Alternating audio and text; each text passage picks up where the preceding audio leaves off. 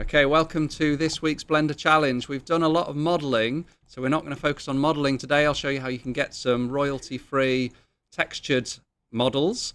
And I'd like an animated duck today. We're going to use some inverse kinematics and some armatures so that you can move one bone, and it does all of that Pythagoras and the trigonometry and the 3D transformations to work out exactly where all of the vertices are to make your model do whatever you want.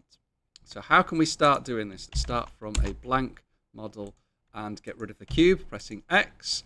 We're going to use 3D Paint. If we have a new thing in 3D Paint, using the 3D library and search for duck, you will find this one. Now 3D Paint is not great for modeling. You can texture paint in it. It's reasonable for that. But all I want to do is just save it.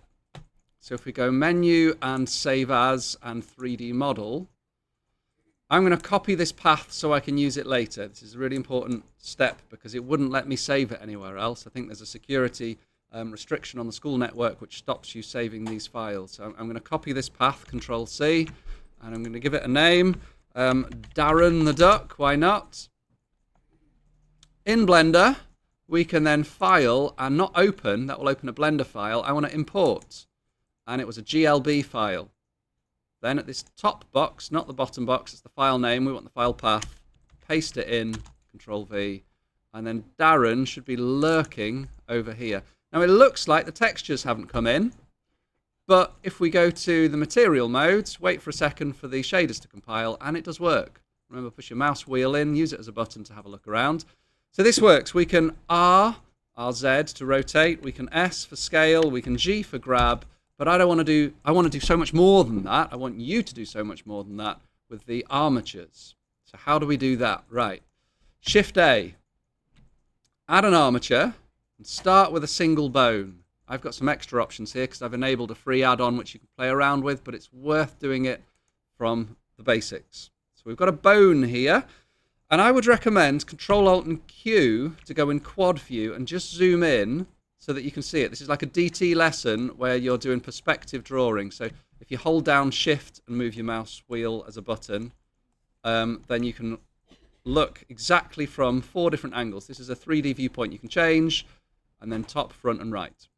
All right, so now you can G to grab and put it kind of where the pelvis would go.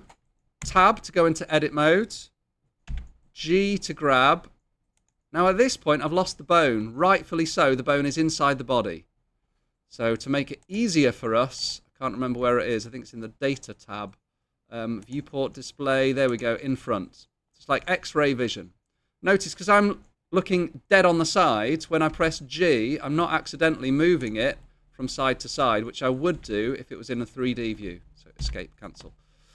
Right, now I'm not a big expert in duck anatomy, but I'm just going to approximate wherever things look like they change. I'm pressing E to extrude to get a new bone. Then let's go back to the pelvis and extrude out to the sides. And then extrude down. Grab, extrude. Let's go back to the pelvis. E to extrude. E to... Ooh, that didn't work very well, did it? Let's click on that, left click, and G for grab. Grab that joint there. Oh, yuck. That's horrible. I extruded from the wrong place. Control Z, Control Z, Control Z. Let's go from that point. That point, please. E to extrude. Oh, no. Oh, this is horrible. Right. Can we delete them? X. Delete them. X. Right. Let's try again. Come on. Delete that bone. Let's try again from here. E to extrude down to the pelvis. E to extrude again. Do we want the legs to be able to bend? No, you might decide otherwise. Now that does not work, does it? We've got a leg in the middle. Not good. I'm trying to press G to grab. Ugh. What am I doing? That one needs to go over there. At last, something vaguely resembling the actual anatomy of a duck. No, not good. I should go down and then forward, shouldn't I? Right, this leg looks horrible. Let's go up, G to grab, E to extrude. It'll take some getting used to. We're almost there. Sorry, I've wasted far too much time doing this badly. E to extrude to its back, E to extrude so we can waddle its tail, Control-Alt-Q to get out of quad view, and we've got a limited dinosaur skeleton. I'm convinced that dinosaurs were just massive ducks.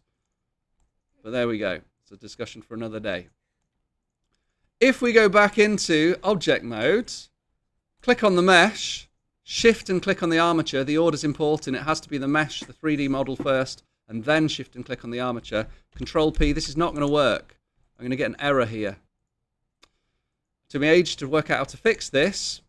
To fix it, you click on your model, and it's because, look, we've got loads of different not connected meshes. If I press Control and L here, we've got like one mesh here that overlaps with this here, that overlaps with this here. It makes it really difficult for Blender to be able to apply the armature transformation. So how do we fix this? Press A to select everything, F3 to search, and I'm searching for distance, merge by distance. There we go. The default settings should work.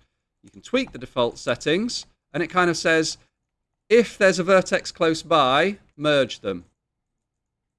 But the default settings are fine. When we've done that, and we try again, mesh first, shift click on armature, Control P, it's done it. What has it done? Well, it means that we can now select the armature, go pose mode, and G to grab, and move individual bones. Yes. Or rotate individual bones. RZ. No. However, the maths bit is inverse kinematics. If you want to be able to move the whole of the duck's neck and head just by grabbing one bone, we need to set up a bone constraint. So that's this bit down here. Where is it? Inverse kinematics. That's better. So you can see there's a dotty line now from the bone I had selected to the root node, which means it will now try and adjust everything. It's nice. Let's try the same for the foot. Add a bone constraint for inverse kinematics. At this point, it's going to look weird and horrible.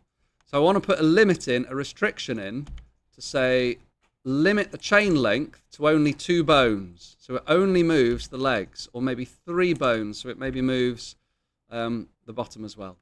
Now I've missed off something here. There's definitely some part of the duck that is not connected.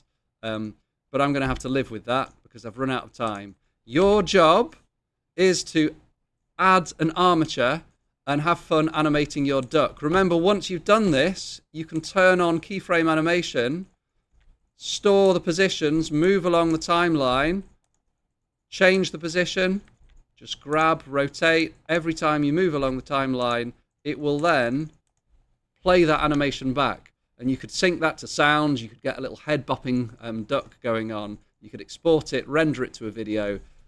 The opportunities are limitless. So see what you can do. You have half an hour today, well, 20 minutes if we won't have time to judge them, to make the best nodding duck animation. Let's go.